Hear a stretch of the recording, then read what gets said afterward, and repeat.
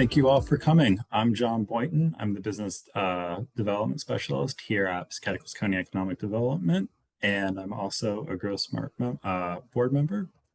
I want to thank our sponsors, Kennebec Savings Bank.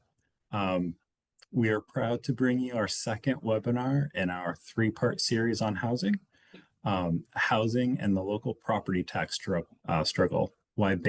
Why bad land use policy equals bad municipal financial policy, and how it impacts housing.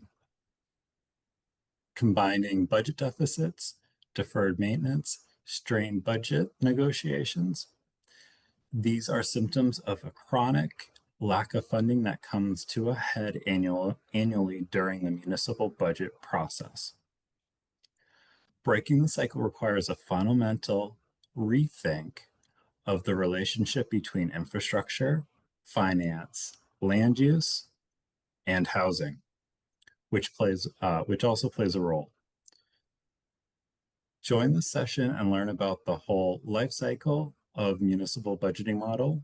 When applied systematically, this alternative approach provides a platform for municipal budgeting that is based on land use patterns that strengthen rather than erodes the tax base, positions Maine communities for greater financial and land use security.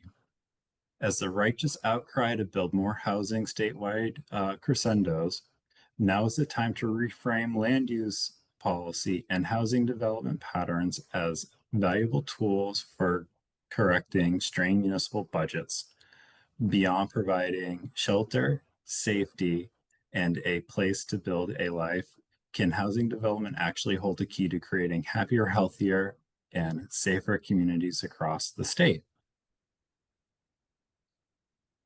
Our partners today are Kevin Sutherland, Town Manager of Newcastle, Maine, where he brings a mix of strategic planning, fiscal know-how, and down-to-earth problem solving to the job. His leadership style is rooted in curiosity, communications, and the belief that good government starts with listening. We also have Jim Tischler, FAICP, PCP, MCIP. He's the Development Director at the Michigan Land Bank Authority. He has more than 25 years of experience in the field of urban planning, working for public organizations, and consulting with private sector firms. Without further ado, Jim, take it away. Okay, John, thank you. And good afternoon, everybody. Hope you're having a great afternoon up in the great state of Maine. Usually when I'm talking to folks out that way, because our weather is about a day ahead of your weather, what I'm telling you is that your weather is going to be looking good in the next few days because it's pretty great here today. All right. I'm going to spend a moment here, get this presentation on the screen so we can get it almost ready to go. Someone can tell me if that is actually working, yes or no? Looks great. Is it on now? Okay, very good. All right. So what Kevin and I are going to do today is a little bit of a repeat. Back in June, at the invitation of the folks at Build Maine, I know the Grow Smart folks and the Build Maine folks work pretty well together. So at the invitation of the Build Maine folks, I was up with my camper van, given pretty much the same presentation with Kevin. The response to this presentation, I think, was indicative. There was a tremendous amount of Q&A. There was a that I had email-wise afterwards, and I think it led to Joe and the team and John at Grow Smart saying, let's do this again. So let's do this again. What you're going to see in this presentation, it probably is a little bit of new information for you, particularly this linkage of these three concepts. And it's relating to housing. You'll see as we get into the presentation, off this foundation of needing to have balance between assets or infrastructure, finance, and land use overall, and then the housing component of that, which has to have sufficient what we would call value density. Okay, again, we'll get into that discussion. Kevin's going to provide some local experience from his neck of the woods up in your state, so you can actually see live application of some of these concepts. And I'm hoping this present slide is going to advance. There we go. Okay. I don't think you need to hear me tell you that we have an infrastructure crisis. We have other crises in the United States, but infrastructure is with us and has been with us for some time. Dependent upon who is doing the reporting, this has reached the level of being a national security threat. You have likely seen news stories in the media about this. The one that's most closest to us here in Michigan is the Detroit bankruptcy. You might remember that from about 10 years ago. Indeed, this year is the 10-year anniversary of what's known locally here as the Grand Bargain, the ultimate negotiation of all the parties that allowed for the city of Detroit to come out of bankruptcy and become fiscally solvent again. And just this past week, the city with their bond credit rating was increased. Their recovery is pretty dramatic, and planners will find out next year when they come here for the APA National Conference. Peel away all of the other details behind that bankruptcy, it really came down to this situation: population loss, reduced revenue, with the need to pay for maintenance of infrastructure and other capital and operating services, just could not be addressed over the course of refinance and refinance and refinance. And ultimately, the market finally said, we're not going to refinance you anymore, Detroit. That's what led the city to have to declare bankruptcy back in 2013, leading to the process lead up to the Grand Bargain. So what the message of that story is that you have to have sufficient balance across those elements: infrastructure, finance, and land use, or else you're on trajectory to insolvency. On what time frame? To be determined based upon who you are and what level of infrastructure and financial capacity you have. But I'm going to make a bold statement right now, like I did back in June. Every municipality in the United States, including in Maine, is on the trajectory to fiscal insolvency. The question is, how long is it going to take to get there? You might ask that, what does Tischler mean? That gives me the stage of now going into talking about the relationship of these factors and how that parlays into the statement that I just made. So a number of groups, including and lately the American Society of Civil Engineers, have been documenting the infrastructure gap, the investment gap, meaning the amount of money that's available to pay for or in addition to new infrastructure, and the costs that are out there. And for at least 60 years, there has been a gap, and it's been widening. This graphic starts to show you what that gap looks like. This is right out of the ACSC's recent guidance here. And if you were to ask yourself, well, maybe the infrastructure bill passed during the Biden administration eliminated that gap. That's not, no, slightly. The gap was, the current gap is $3.7 trillion nationally. But the gap before the $6 trillion over time that the Biden bill or law it will help solve means that the overall gap was closer. Did I say nine? I should say 6 billion, was closer to $6 trillion, of which roughly half, little or half, is going to be covered by that massive federal investment, and that by the states, which leaves this 3.7 trillion gap. Breaks down by state and by locality. So Maine's portion of that is going to be a fraction of this, but still every state, every municipality is looking at a long-term fiscal deficit on infrastructure if they look at it from a whole life cycle basis. I'll explain that shortly. Ultimately, what this means is that if you're a locality, municipality, or a region, or even a state, and you don't have enough money to come in to pay for what your current obligations are, or in your short-term planning what those obligations are, you're going to be looking to borrow from the future or other sources to actually pay for those costs, which means you're pulling potential revenues from the future to pay for the present time, and you have to do that again next year, and then next year, and then next year. And that's the definition of a pyramid scheme. Not in government speak. You've probably heard about that mostly in terms of criminal activity of Ponzi schemes or criminal schemes, but quite literally that concept is on precipice, or in some parts of the country, some communities, have been forced to do that. The other side of that decision is to do and allow for deferred maintenance, which over time results in some of the pictures I showed you in the first slide, which were taken in Maine just before I went to the went and gave presentation back in June at Build Maine, those potholy roads that you saw in that first picture. We literally have to rethink this because this is unsustainable. As I said before, we're all headed as municipalities to fiscal insolvency. And recognizing that now and trying to think about how we structure this relationship of infrastructure or assets, land finance and land use is a critical foundation to actually solving the problem in the long run. So first step in the rethink process is to recognize where everybody is in terms of how they think about infrastructure. Note that I'm exchanging this phrase of infrastructure to assets because as planners, I'm a trained certified planner, I like to think of it as infrastructure, but if you're in the infrastructure business, meaning that you're a local infrastructure owner, municipality, or special service district, you are in the world of asset management, which is all of the aspects of the asset, the infrastructure you're doing. So to the public, these images at the top of your screen is how they think about infrastructure, aka assets.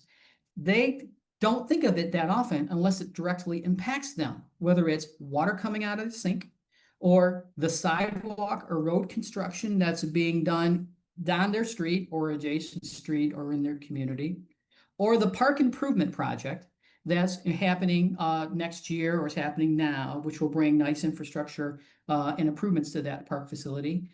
But what everybody recognizes on their roads is when they see orange barrels, that's the result of infrastructure development.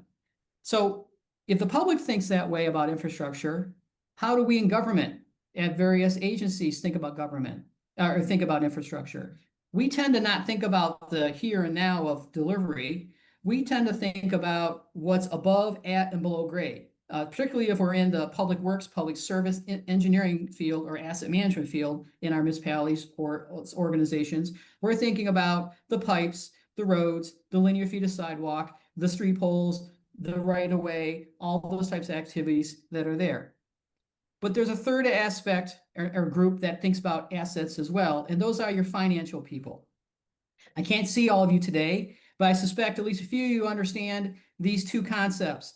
GASB 34. That GASB is acronym for Government Accounting Standards Bureau. Maine municipalities, like every municipality, is required by their state law to provide an annual report to the state. In Michigan, we call them comprehensive annual financial reports, or CAFRs, that's the acronym.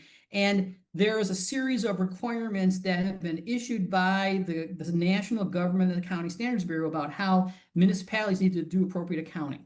And statement number 34 relates to infrastructure or assets, and it requires that localities, states and localities, and all agencies, public agencies, that they provide a valuation of their infrastructure and report on it annually.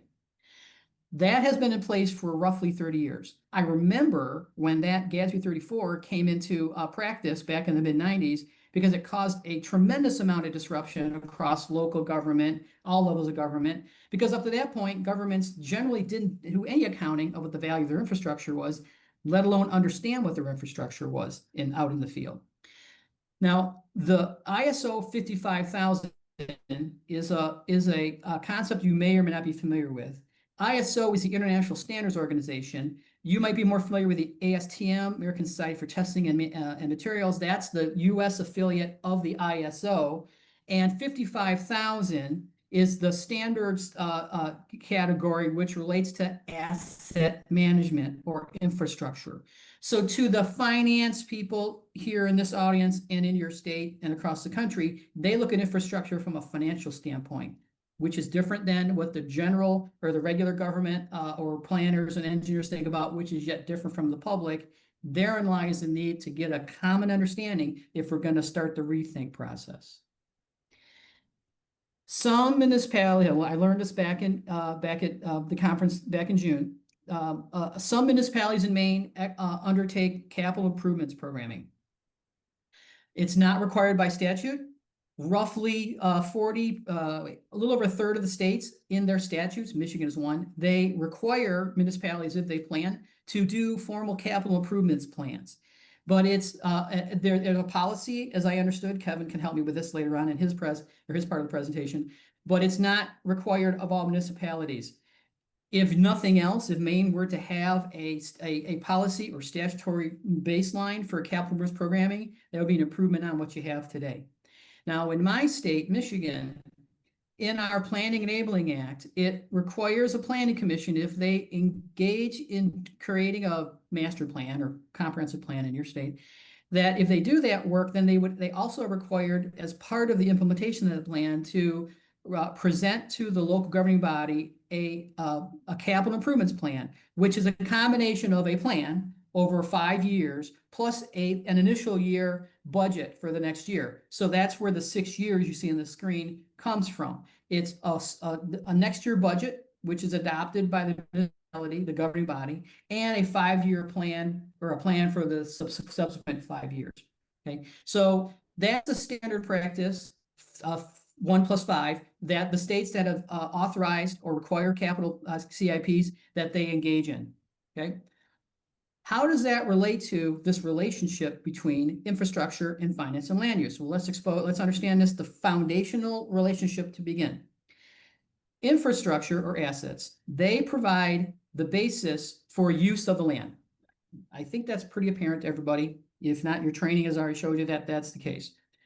The land uses themselves, they provide value, meaning assessed value, which is taxed, and the revenue from that taxation finances infrastructure assets. So that's the system, pretty simply. But that's the point.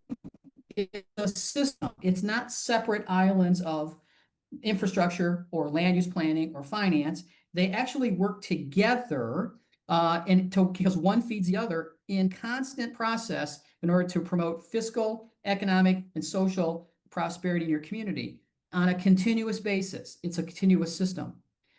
Now, going back to capital improvements planning, what's the relationship there?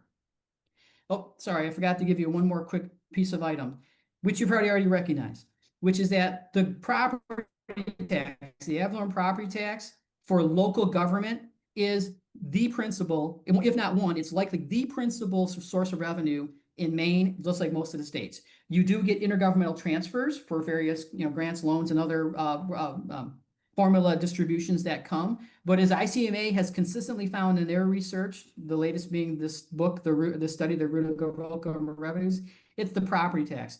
And the property tax has its limitations, has its idiosyncrasies. It's a main source, but it's also subject to fluctuations based upon assessments and valuation and market conditions. And so it's mostly reliable, but not exclusively 100% reliable for revenue. So if that relationship of assets, land use, and finance and land use come together, this would be an effective calculation if we were to theoretically put it together, which is that your taxes multiplied by land value on parcel, land area, or both equals your asset revenue. Okay, that's the simple mathematical equation. By the way, this image, some of you may have seen this. Joe Minicozy at Urban 3 does a great job of starting to show this relationship of revenue, which is the combination of your tax levy based upon your land value. Land value is value of land value itself plus improvements in buildings that are on top of that. But there's a more superior calculation which really gets to the point, and that's when you add in the density factor to value. So because taxes by land value is done on a parcel to parcel basis, but your infrastructure does not support, it supports land parcels, but it's done, your infrastructure exists across a land area, not a parcel to parcel basis.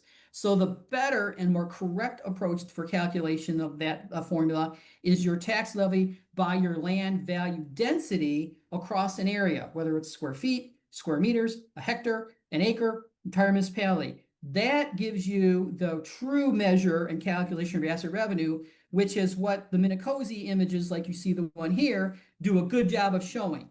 In that image, which is, I think, Lafayette, Louisiana, the downtown and near town areas of that community, because of their value density per land area, are providing well above the level necessary to fund the infrastructure services that support that area. And across the rest of the municipality, not so much. Infrastructure, while communities in their planning might be thinking about it to be a 5-year basis, 6-year basis, actually operates under a whole life cycle. Let's understand what that means. Whole life cycle is all the aspects related to an infrastructure asset or series, which includes planning and acquiring that asset, the operations of that asset, the maintenance of that asset, and the renewal and disposition of the asset. And then it repeats itself again if that asset's being renewed.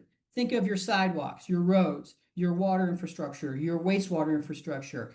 They all go through this whole life cycle, all right? And that cycle, dependent upon the asset class, is going to range from 5 years. That's usually rolling stock vehicles, police and fire, emergency service vehicles, up to 40 years, which is your subgrade water and stormwater and wastewater infrastructure going. And it is ongoing. It repeats itself whole life cycle. So what I like to say, what I like to say is that this is a continuous whole life cycle that should be the basis for how we look at infrastructure, its financing, and its operation. So where a small but growing number of municipalities in the United States and a large number of municipalities in Canada have been moving towards is from capital improvements planning to asset management programming, or AMPs, because AMPs incorporate the whole life cycle of infrastructure. They start with strategic plan. They collect data. They establish service targets. They set whole site maintenance schedules across that up to 40 years plus, and rebuild and replace. And they propose appropriate budgets or projections of what would need to be budgeted over that same course for going. And it gets revised on a continuous basis in real time. As I just said, this is a practice which is just now becoming prevalent in the United States. I'll talk later about what we're doing here in Michigan. A few other states have been considering this. It's not on the platform yet in Maine. Across the border in Canada, in Quebec and Ontario, municipalities are required to adopt asset management plans. And that practice is growing across Canada. Excuse me. And they could be seen as a model for how we look at this approach in time as it goes. Now, if you're thinking, well, in my municipality, we're already doing a wastewater facility plan and a water facility plan and this plan and that capital plans for these infrastructures, how does it relate? The AMP, Asset Management Plan, incorporates all of them. Because in and of themselves, if the focus is just on the water or the stormwater or wastewater or streets and sidewalks, you're going to get a picture, but you're going to get an insular picture of your total capital asset portfolio and your financial picture to boot. So it brings it together, as this example from Barrie, Ontario shows you in graphic form. So if we come back to that relationship, how does asset management planning relate to that relationship? Well, it allows for aligning those three major factors on continuous life cycle. It links them so that you can economically forecast and project based upon those forecasts, then reference it in the short-term capital plans if you're doing that.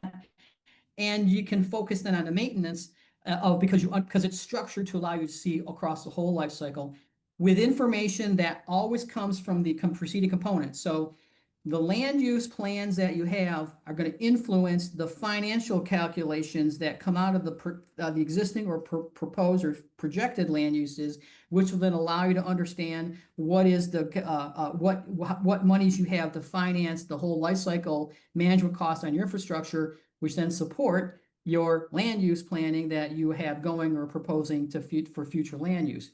So you can see how it informs and uses for the next phase as well on an integrated continuous basis.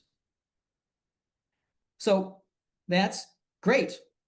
we should be wanting to do that. Well, let's compare that to the present time. And let's look at simply where we are on planning horizon. That's about as basic as we can get. How do we look at our infrastructure, our land uses, our land use planning, and our financing on a horizon basis? Well, we already know that asset management is on a 40, up to 40 year plus minus on continuous life cycle basis. We've talked about that. How about capital financing? Well, in the states that promote or require capital planning, the current practice I mentioned before, it's 5-year plan in addition to a single year budget.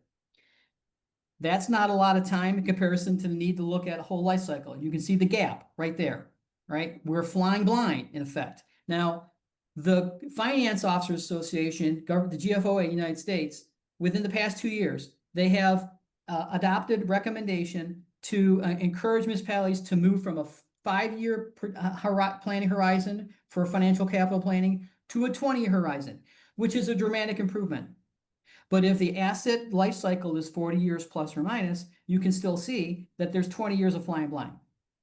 And that really portends to how you know whether you are level funded sustainably or you are in surplus or whether you're heading into deficit, perhaps leading towards insolvency. That's where I'm ultimately getting to, is that you probably are heading to insolvency, but you don't know it yet because your planning and your analysis models can't show that to you right now. And this is a good example on finance. Now, if financial projections were extended out to match asset management life cycle, you'd be in better position to see where you are on funding on a long-term scale in projection and make that calculation. But remember, your revenue is coming from your land uses, right? So your land use planning, if you're doing your land uses, if you're doing capital planning based upon your land use plan, is also stuck in that 5-year CIP rut, as I mentioned earlier, for 1 year plus 5 years. This is where the planners in the audience can help me here, but my understanding is that comprehensive planning in Maine, under statute, you're obligated to provide a 20-year horizon. Well, once again, that's good, but that still leaves a big gap in terms of aligning your ability for your land use to be able to project how you can generate revenue to cover your infrastructure costs to support those land uses on a full continuous life cycle basis. And therein lies, again, the gap again, where you can't see where you're heading because your instruments don't allow you to see where you're going. Ergo, that's why I use the phrase flying blind, because if you don't have the right instruments in your airplane, you might not know if you're going to crash, right?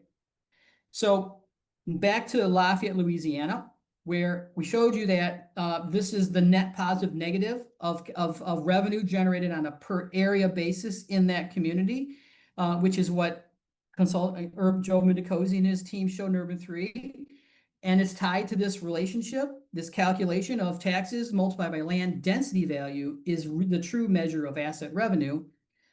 But the municipality of Lafayette, Louisiana, they're just starting to get it because their future land use map doesn't account for that financial calculation. So this colored map, which every municipality has in their comprehensive plan, your future land use map, chances are you cannot be able to ascertain how that impacts your financial base relative to your ability to cover infrastructure costs, because your land use planning system needs to have fiscal elements of calculation incorporated within it. Now, that's the stop of my presentation in a moment. I'm going to turn it to Kevin and let him give you what this means in local parlance, because he's seen it live and has responded to it on a project basis. Kevin, take it away. I've also heard Jim talk to me about this for quite a while, and I kept saying, how do I translate that into something that I do on a daily basis? I've worked in multiple towns where we have 5-year capital plans. Some of them think about 10-year capital plans, which is awesome. But after talking to Jim, I'm realizing we're not doing enough. On this slide, I definitely wanted to change that to be cover your assets, but it's okay. Watch your assets works in this instance. So use land wisely and cover your assets. So I specifically am going to focus on roads because that's a lot of what we deal with here in Maine. We also deal with culverts and bridges, and the state mostly does the bridges, but yeah, I'm not going to get into that. Roads, so they're an asset to a community, but they become liabilities if you don't fund their maintenance. And that's just an important thing to recognize. I'm the town manager in Newcastle, Maine. This is a map of Newcastle's, our roads, the town's roads. Almost all of them are dead end roads. And we did an inventory this December that showed, you know, where our good roads were versus our bad roads. The dark green are the good ones. The light greens are also good, but not as good as dark green. And I bet you all can guess what red means. I'm gonna focus in on one specific road. It looks like a little green caterpillar up in the top. I think if you, yep, right up there. That green caterpillar is called Hassan Avenue, and it is about 2,000 feet long, and it is a dirt road. Next slide. We'll jump into, we did this inventory. You can see it's a lot of rutting, mud rutting. Every year we go down it with a grader. We spend about $80,000 a year on gravel and grading on a handful of our dirt roads. This is one of those that's just, it's mud. It's not really a road. And our road commissioner, before we did this assessment at prior year, had said, this is one of those ones we should probably fix. Let's dig out the mud and let's properly build this as a dirt road. Go ahead. I did quick extension to figure out it's 493 yards or about 2,000 feet. You know, not a lot of properties. You can see a couple of houses there along the stretch. So it's very rural. Go ahead, next slide. It is in our rural district. This is the photo of the project. I just pulled it off of Google Maps. This is before we redid it. You can see some of the rutting down in the bottom corner there. And then next slide. This is when our road commissioner said, hey, let's rebuild this road. Let's do something different here. So he gave me a lot of DOT language and said, let's ditch it. Let's put in proper culverts, cross culverts, driveway culverts, remove trees that are preventing drainage or could become a hazard in the traveling lane. So let's build it so that it can receive base pavement in the future. Now, our road commissioner also happens to be our contractor, so he benefits from building roads. This is what he quoted me for doing this Hassan Avenue reconstruction, $370,000. And next slide. So what I'm trying to do is say, well, what is this? How do I split this cost among? So there's the new road. The new road's been built. That's one of his pieces of equipment still out there. I'm hoping that's out of the way, but you know, it's very lightly traveled. There isn't a lot of cars, so everybody can get past that, not a problem. Next slide. What I wanted to do is figure out how much assessed value is being generated to help cover the cost of that $370,000. So I went through our GIS system, pulled all the properties that touch the road that have houses on them. So you can see about, I think it's 11 in total. Next slide. And I went and I pulled the assessed value of all of the parcels that touch that have an address on that road. That's what it was. I pulled the assessed value. You can see at the bottom there, it says $2.4 million of value. The mill rate at the time, this is last year, this fiscal year that just ended, was 13.6. So the annual taxes that are generated from this stretch of road is $32,000, almost $33,000. And like I said, the cost to rehab was $370,000. So if you just simple math, dividing that, it takes about 11 years for, if all of the tax dollars that were generated on this road went to pay for that road, it would take 11 years for the residents to cover the cost, 11.2 years to cover the cost of that road. Go ahead, next slide. So that's 11 parcels, 5 on the north, 6 on the south, and our primary frontage line length in our rural district is 250 feet.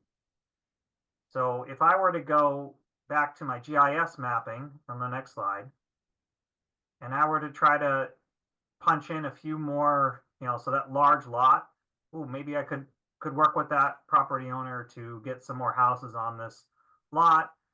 There's plenty of space there. And I also looked at the south side of the road. Go ahead, next slide.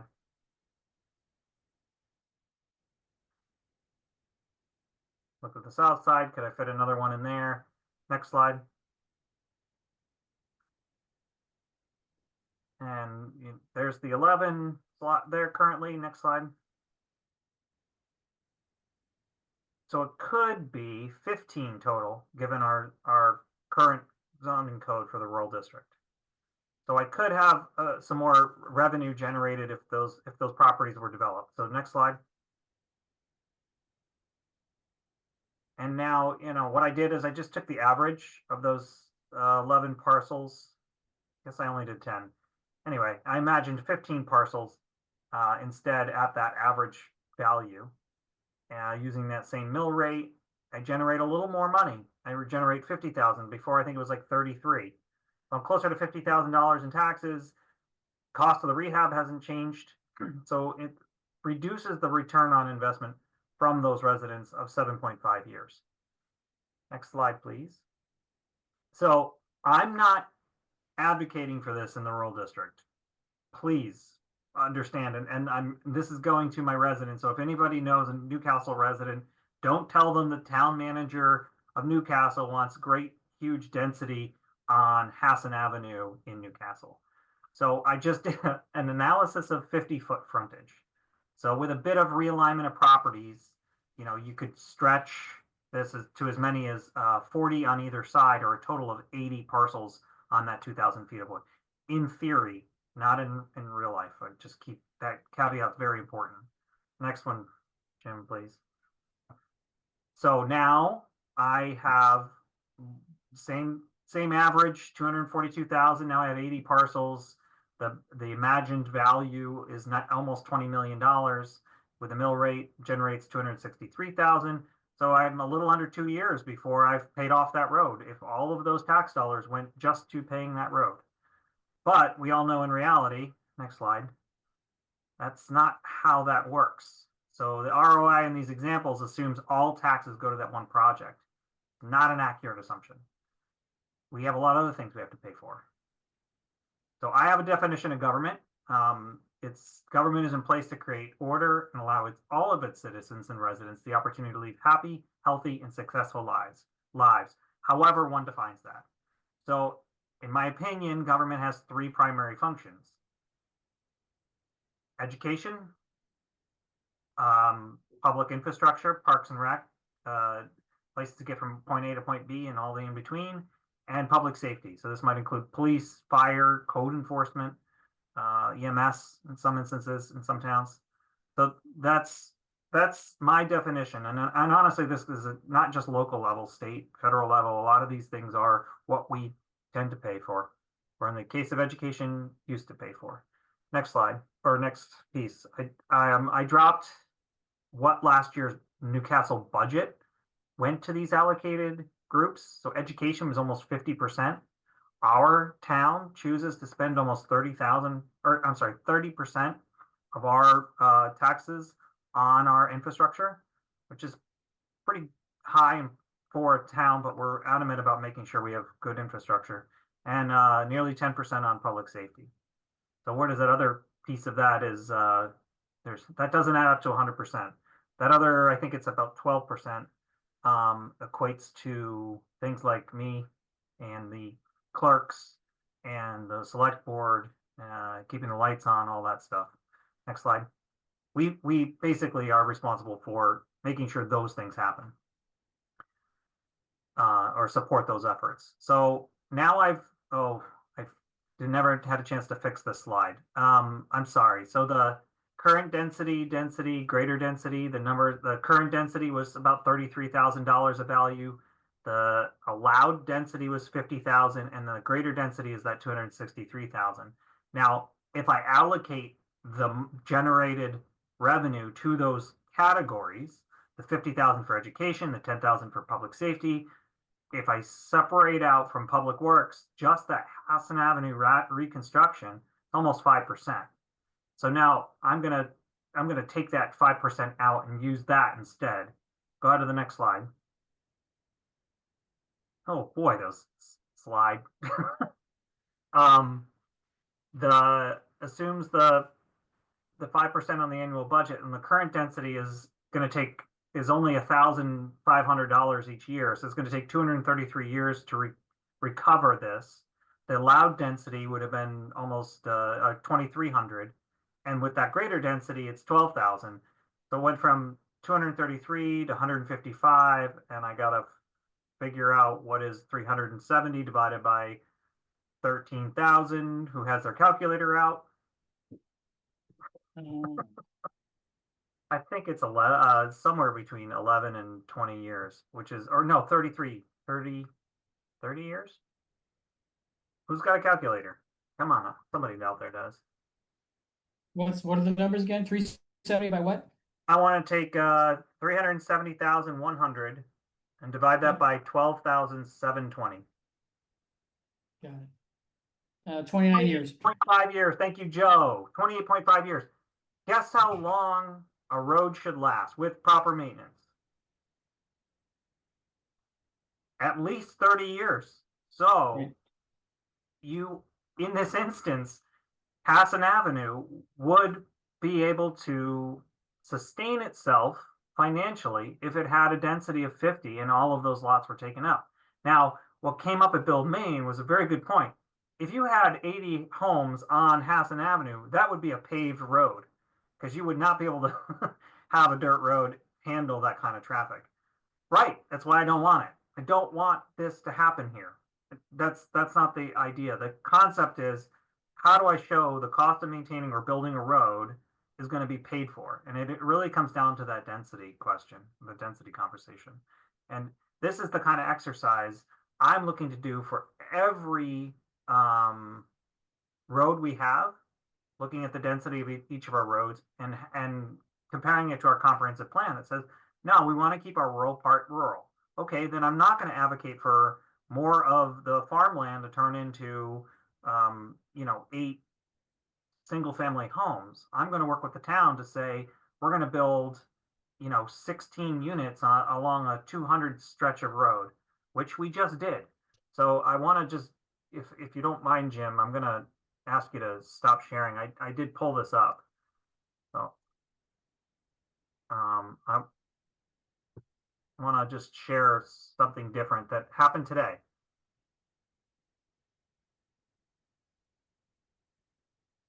Today we had a ribbon cutting for affordable renting housing complex in Newcastle. It's a 16-unit development, and I'm going to point to, if I can.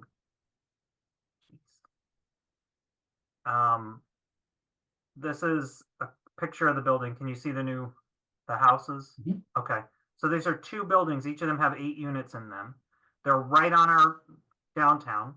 This is our downtown Newcastle here. Damascata is right across the river here. So these 2 buildings are now on this site. This is 203 feet of frontage.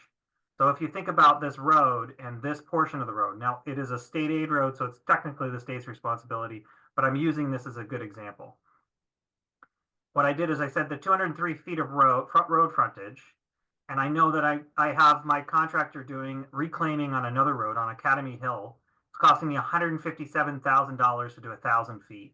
So now I know it's $157 per foot of, we'll call it 14 or 16 feet wide, each side of the road. So on this project side of the road is 100, so half of the 203 is 101. The total cost to do this is $16,000. Now, right now, this project was completed at 52% as of April 1st. The assessed value was only $325,000, and the mill rate is now going to be 14.3. That got approved last night during our select board meeting. Taxes generated are almost $5,000. The return on investment, and this is, again, I only did all of the taxes. I only had time to throw this together. So if all of the tax dollars generated from that project, it would take 3 years to pay for that reclaiming of that portion of the road. And at 100%, it would take about 2 years. So, and then if I were to break this out, like I did back to Jim's slides, so I'll stop sharing. Jim, you want to take back over? Yep.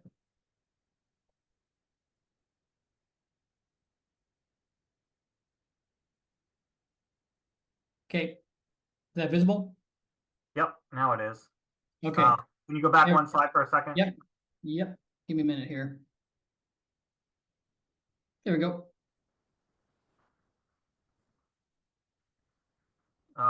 One more. One more. So I didn't break down the percentage here like I did with Hassan Ave. I said it was about 5%. I think $15,000 on our 900,000 is a very small percentage. So it really wouldn't take long for us to return on it. Okay, so next slide.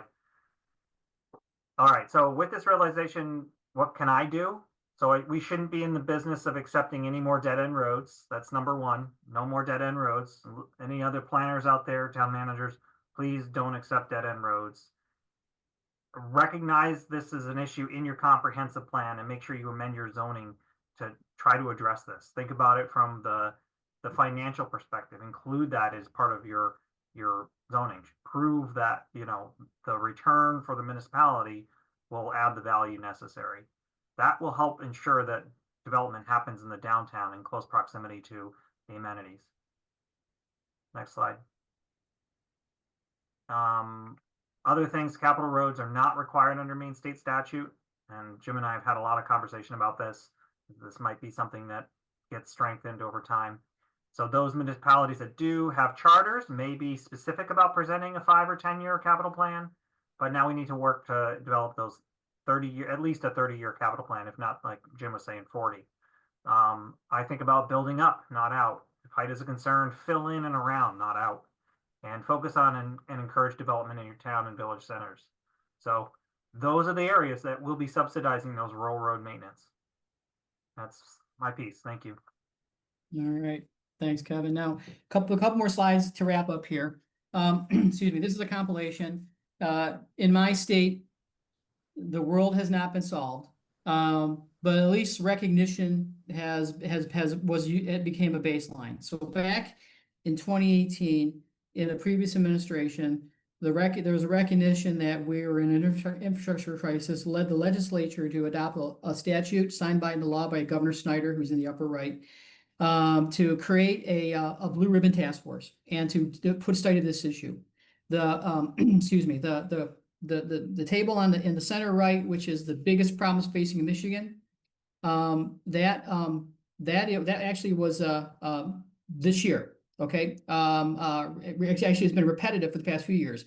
Infrastructure, despite everything that's been going on, remains one of the top, if not the top issue that the voters arrive in any survey, any polls coming around. But back in 2018, the result of the work of the Infrastructure Commission was to recommend the creation of a coordinating council, which was done by another statute, to creating the Michigan Infrastructure Council, or MIC. The first, and that happened in 2019, and in 2020, as part of their first strategic plan, what they decided to embark on was not creating plans or changing statutes or other things that are valuable and should be done, I think, in time. But their focus was education. They wanted to create awareness and understanding of the issue. So they adopted what's called the Asset Management Champion Program. That program continues to this day. There have been more than 1,500 professionals and lay people that have been trained in the practice of asset management and understanding these levels that we've been presenting you today. Now, the Infrastructure Council has just recently adopted a second strategic plan to go for the next 5 years, and in that plan has arrived the concept of building a inter-sector model, like I have been describing in this, but it's going to require reach out to the folks in the land use planning world and folks in the municipal finance world to put those together, because there is no place in the country or even on the continent where those pieces have been brought together at all, let alone in an econometric sense. So the road has a ways to go, but the start, I think, is there. And if I had one recommendation to make to the folks in Maine, it would be establish a baseline and do coordination and build readiness out there, and then proceed to look at doing making change to go. So in summary, here's the key points to take. First is this relationship. Assets support land uses, which in turn generate revenue, which in turn support assets. And that is a continuous whole life cycle system. never fails, never changes, that goes ongoing. And that municipal fiscal sustainability requires a balance across those elements within that continuous whole life cycle system. The calculation formula for you is value density. In addition, as a function of the levy of taxes on land. That is so critical. Any other calculation will not achieve a fiscal balance, let alone balance across any of the other sectors. I'll stop presenting. That's the end of the presentation. I'll turn it back to John, and we'll be happy to take questions or comments. All right. Thanks, everyone. Thank you, Jim, for taking the time out of your day to talk to us. So my first question for Kevin or Jim is, how do we implement what you're talking about? Maine has over 400 towns. Many of them only have a couple dozen people living in them. How does a municipality with only a handful of staff actually go about and implement the budgeting models that you're talking about? That's a great question. I'll propose Kevin, I'll cover the state perspective and maybe you might cover the local perspective on that. Okay. So the seeds of my answer are in that slide you saw a few moments ago, which is that recognition is first at the state level. There has to be a recognition by the legislature and the administration that this is a problem that you can't stick your head in the sand, because if not, insolvency is coming. It will come. So first stage is recognition, and it doesn't have to be anywhere near the same as what we've done here. But if state of Maine were to establish a coordinating function and build a research function on that, with both data and policy connectivity, that's a really good start to actually providing platform for localities to help solve the problem. And I'll turn it to Kevin to talk about what could be done at local level. More opportunities. Well, first to polish and refinish the stuff I talked about with the 16-unit project, because we're trying to advocate for, if you have a town center or a place where you want to see growth occur, where you're going to create that density to help offset the cost of the rest of the town, these visuals need to be polished in a way that it will reach the residents of the community. So how do I translate the numbers in my head when I'm trying to do this into something that everybody in this webinar understands, let alone the residents who don't pay attention to this. So I need to figure out how to tell that story and make it easy enough for anyone else to pick it up and tell that story. And so it has to be both a grassroots recognition, understanding of this at the same time that we're working with the state actors to implement policies that say, have a capital plan that isn't just 5 years or 10 years, make it a 30-year life cycle, and then start talking about, all right, how we're going to pay for it. We're going to build more in our village centers, greater density. Yeah.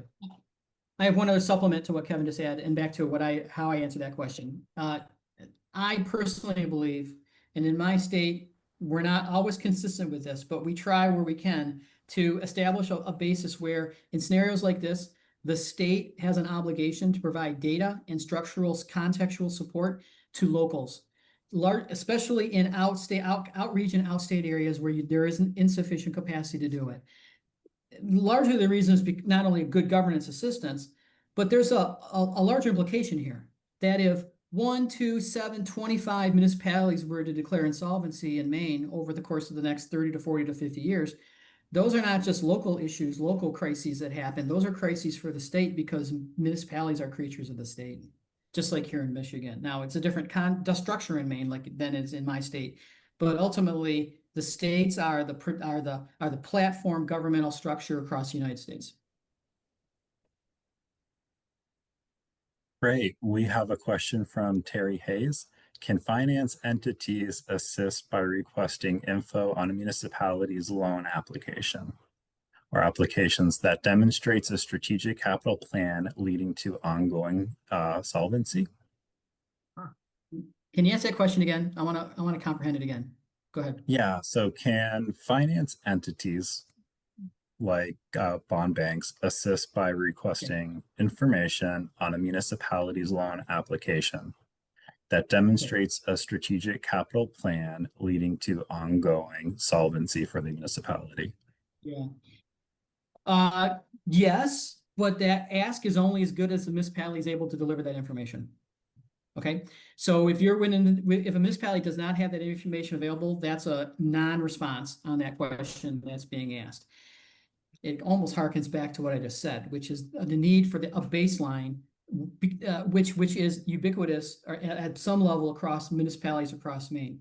That can be done. It exists, meaning that the per lineal foot of sidewalk or road or distance or sidewalk or pipe, whatever, that can be averaged out and be a standard model across the state. It's going to vary based upon bids specs, but generally there could be a means approach to taking that, and that could be used as a basis to do what I call an apportionment. An apportionment of those costs by land area, by square foot, whatever acre, whatever it's going to be, and that could be a generic application that is then utilized by local units to have data so that they could respond to a question like that. Perfect, thank you.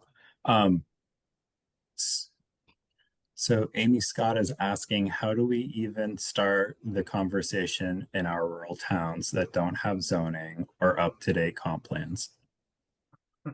Get your comp plan up to date.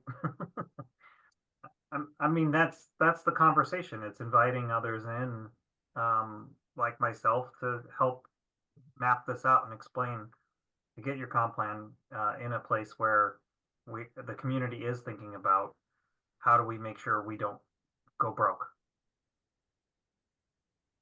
That's the phrase, thank you, Kevin, I was going to pick up on. And Amy, it's a great question. So let's assuming that rural towns don't do things like zoning and planning.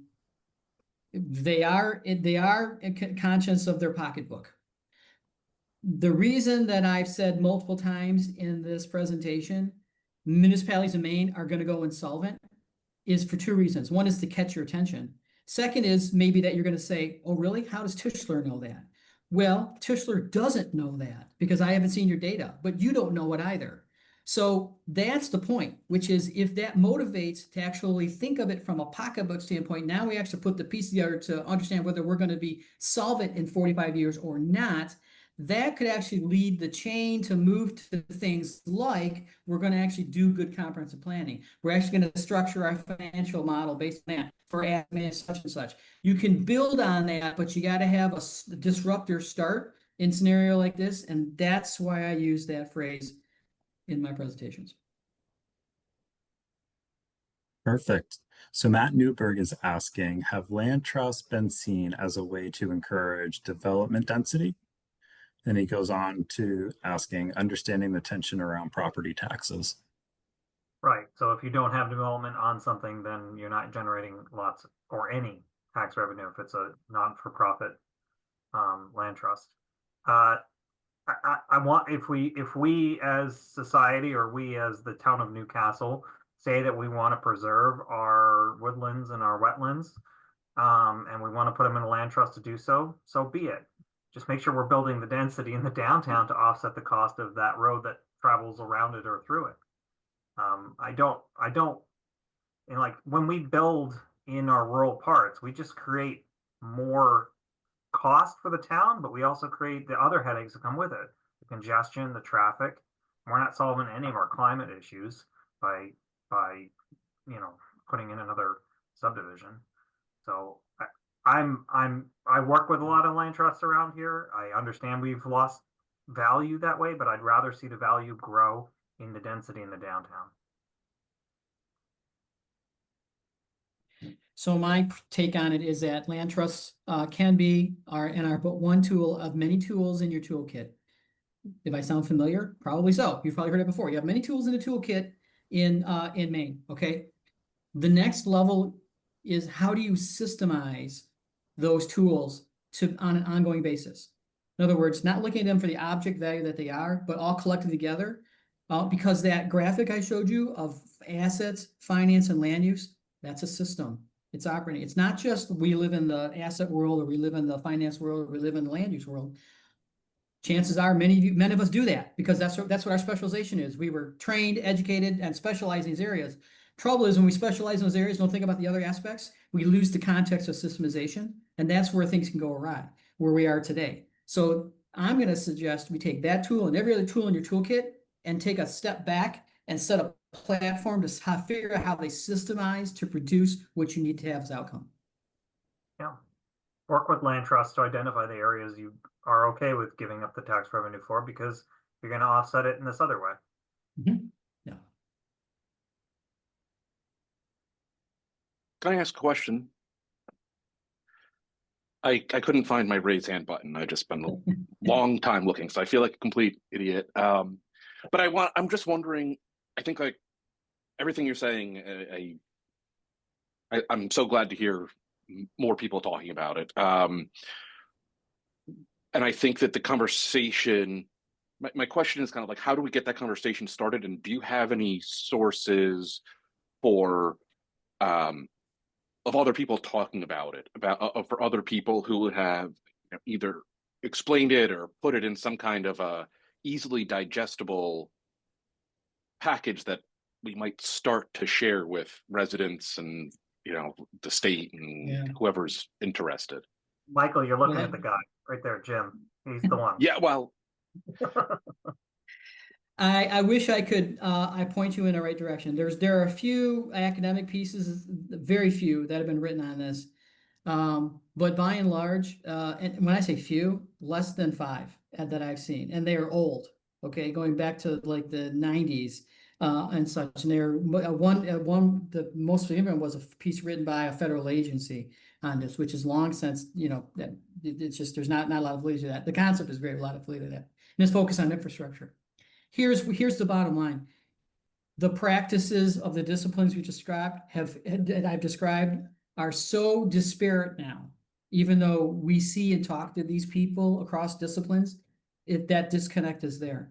So that's why I said you got to find a disruptor and a coalition that reacts to that disruptor. Here's another disruptor that I'm going to put out there, which is I don't know the exact number, but when I last looked at data, this was about 15 years ago, maybe a little more than that, in my state, it was very clear that any residential density that was less than 5.5 units per acre was going to be a fiscally deficient on any replacement costs of infrastructure, period. There was no way it could make up any difference. You saw a little bit of that in Kevin's piece of the presentation. Now, what's that value / land use density today?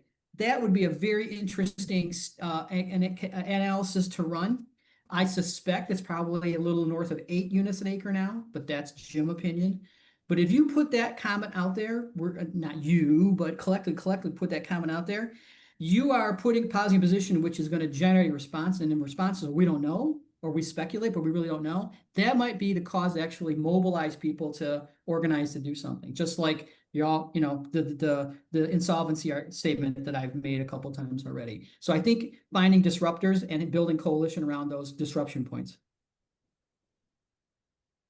But one other quick point, and going back to the premise of this presentation, and I credit the folks in your legislature, leadership, and the administration.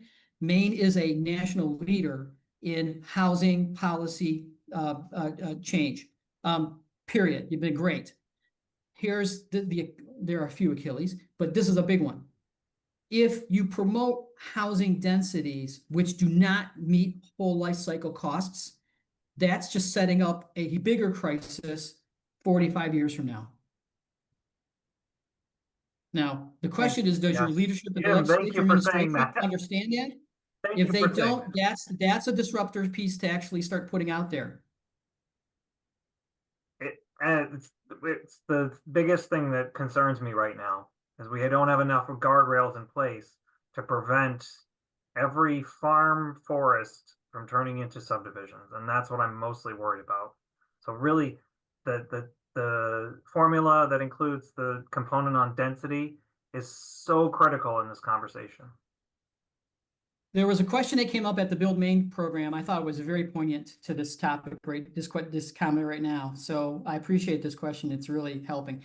The question was this: what can we do at local level without any other structure or policy to help address housing at appropriate density? And what I said was this: change your land development codes, whatever those are, zoning or otherwise, to require in subdivision for residential development that the developer demonstrate in their proposal that the tax revenue generated from the houses that get built will level fund the whole life cycle cost, including replacement infrastructure on an ongoing basis.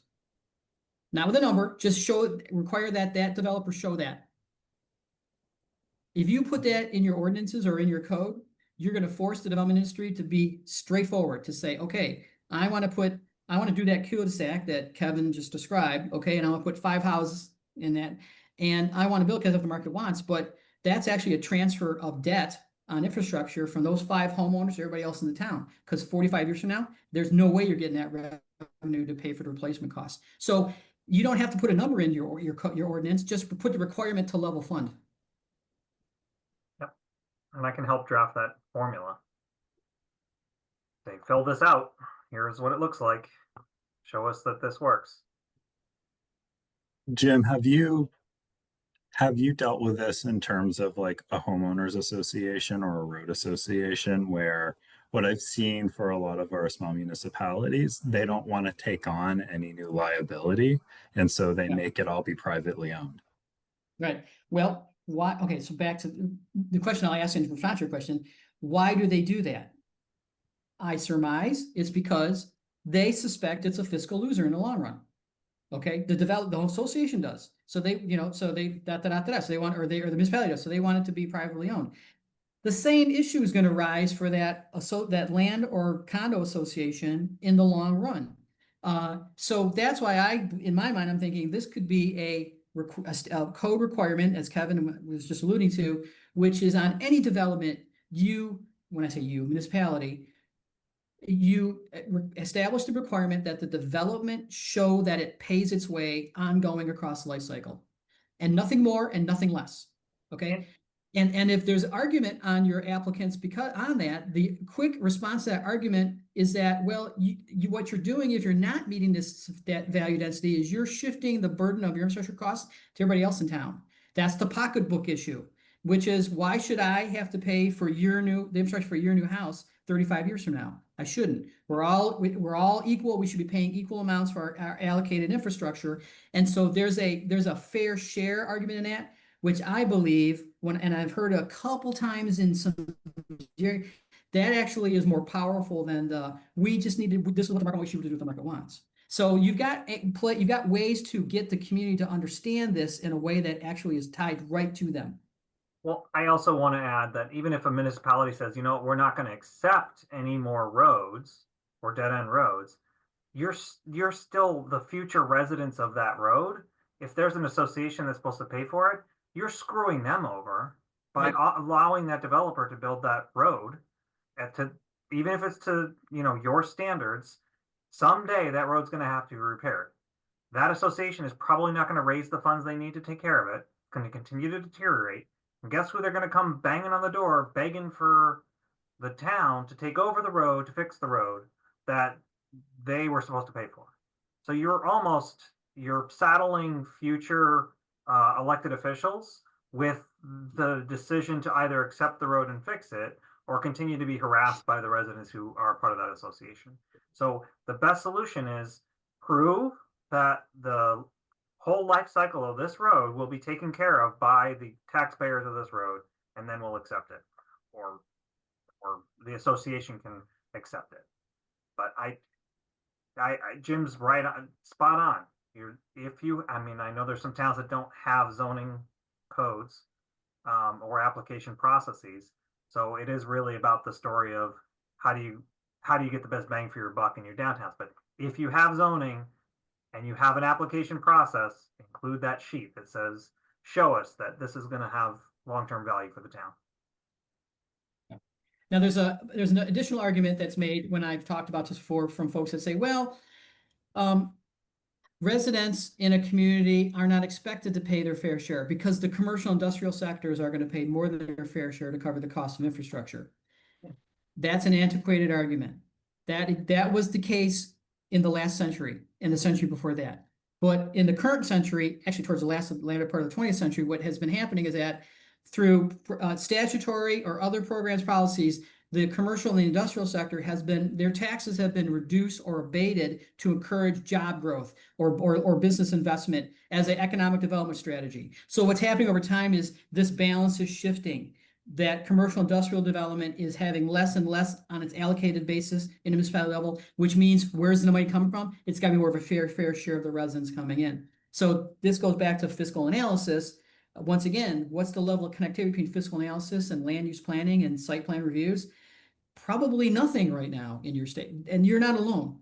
This is this case in most of the states. Back to my suggestion, which is bring fiscal analysis into your land use reviews, and I think you had a better chance of correcting the process or the problem.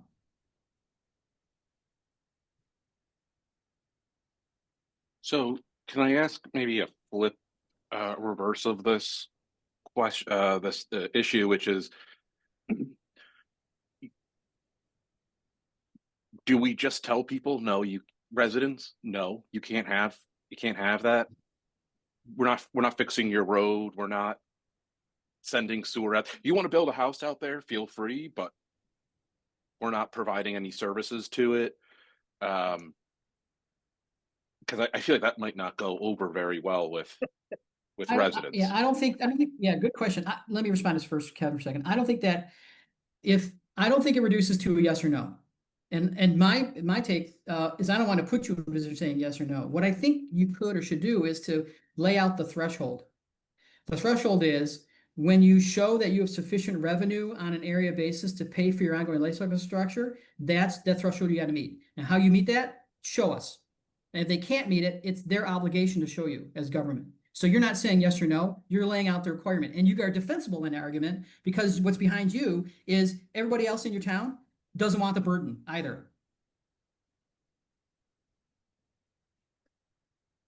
I think that's the issue that I'm kind of sticking on. And I want to just say, like, I agree with everything that you're saying, and I want this to be discussed and understood better.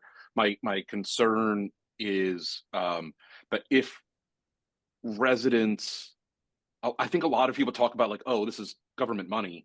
They don't really no, this is your tax money.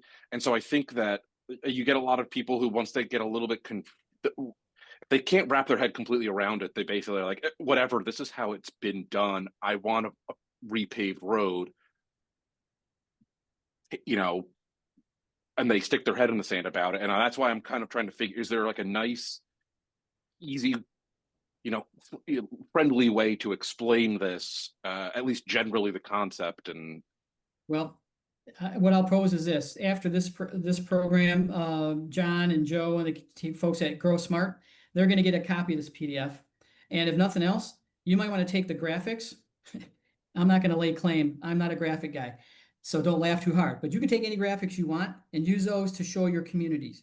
Okay, this is the system, folks. Now, there has to be balance in the system. How do we get that balance? In other words, you give them the information, help them understand, and then put the responsibility for decision-making in their hands. Meaning, okay, if they want to approve that low density or that low density development, they are accepting the fact that they're going to pay more taxes in the long run. Right. It's there's neither here nor there. That's the decision right there. Okay. Want this, we're all going to have to pay. Right. And you facilitate that discussion amongst your residents in your community. Let them have that discussion back and forth. What I suspect will happen is that equilibrium will establish, and the citizens that don't want to have tax burden are going to say, you guys that want to be in that new house at 2 units an acre or 2 acres per unit, whatever it's going to be, you need to be responsible for paying for your infrastructure forever because you're in that house. You made the choice. Can we make them do that? Is there some way that we can do that? Because that'd be great. It just comes down to, if you want this project approved, you have to show that the value is going to be there. Right. The threshold, right. You establish a threshold and approval process, and however that threshold's made within legal requirement, legal bounds, you sit back and let the developer and other parties hash out how they're going to make that standard. Put the burden on them, not you. So like, Michael, you asked the question, where else can I go to find more information? You're talking to the two guys that are throwing together crappy visual slides. So we need help, and we need to Yeah, find a yeah. group of, like he mentioned, disruptors to further refine this and come up with the language and the simple version of what this looks like, so that we can start to push for those the documentation pieces, the threshold pieces. Like, that's what Yeah. needs to happen next. So this is very grassroots. No, that's I was Town I was manager in a hoping tiny that town maybe there and was Jim a from the state of Sesame Michigan Street here. version. There's not. But Yeah. you guys, when I say you guys, you in Maine, you have been really successful in doing a lot of advanced policy work legislatively over the past 5 years for sure. I've seen it. I know it. This is one of the reasons I put that slide on what we did in Michigan together was perhaps that the wise people in Maine who are in this meeting today and talking might say, okay, maybe Maine should create an infrastructure council and get to it. And the step one in the infrastructure council work is education on baseline stuff. Yeah. So I see Amy has a question about subdivisions, and I think Amy also said that they don't have zoning in their town. Is that correct, Amy? You always come on and say hi. Yeah, that is correct. Okay. So you don't, anybody could go subdivide? Don't they have to go through the regional planning commission, or? You How do they- have to go through the local planning board at the town and get apply for that process? through that process just through the town. So there's codes, you have to meet codes, but there's not. There's not a structured zoning map or. No. Okay, so in your situation, this is still something that Jim and I were talking about, is part of that code would include the financial threshold at which that has a positive return for the town in terms of assessed value, and can pay for the road in the future. Even if it's a private road, you can, because otherwise that private road, that association is going to get stuck with the burden of paying for that road. And they're, as an association, if any association has a president and vice president who get frustrated because everyone's harping on them that they don't want to be putting $500 a month away for the association for the road, and they give in and it goes down to 200, and then when the time comes to fix the road, there's not enough money, and everybody sells their house or comes to the town and says, take over this road. It should never have been a private road to begin with. I've seen it time and time again across. That's part of the reason I think Newcastle has so many dead-end roads, is because the town used to have more, actually did some discontinuance of those, but took on those roads because the residents didn't want to pay for it. So there has to be some mechanism for development of a check this list. If the value is going to be high enough to cover the cost of this road, go forth. But I guarantee every time, unless the density's there, it won't happen. So can I ask a question about that? When it comes to subdivision, are you thinking like that you would say that the construction cost of the road can't be more than a certain percentage of the expected assessed value or market value of the I wouldn't even improvements? say that. I wouldn't even say that. I would No. just say in the subdivision of land, I mean, I'm being generic right now. In the subdivision of land, for whatever use that land is, as part of the subdivision, that the resulting parcel of the subdivision must have sufficient value of land and building structures to support the infrastructure needs to support it on continuous life cycle, period.